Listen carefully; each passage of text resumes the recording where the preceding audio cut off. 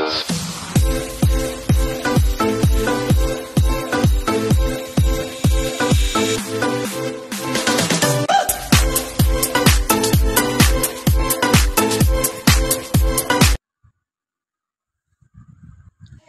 guys, yan gagawa tayo ng ensaladang sibuyas na may kamatis. Ayan, kailangan muna natin iwa-iwan maliliit yung mga kamatis bago natin slice yung sibuyas natin. Gagamitin ko pa lang sibuyas ay yung kulay pula, yan may laman.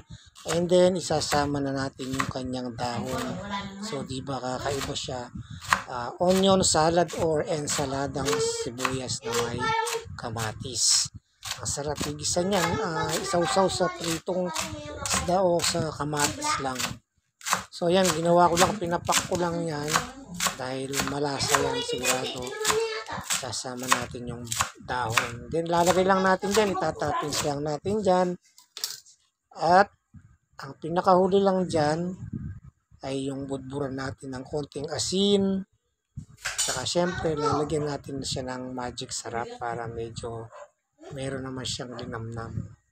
So yan guys, napaka-easy gawin.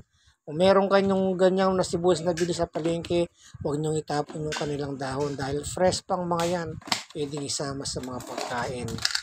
So yan guys, yung aking content ngayon. Sana yung hindi pa nakasubscribe sa aking channel, i-subscribe na rin po. Huwag niyong kalilimutan pindutin yung bell icon para updated sa mga video. Salamat!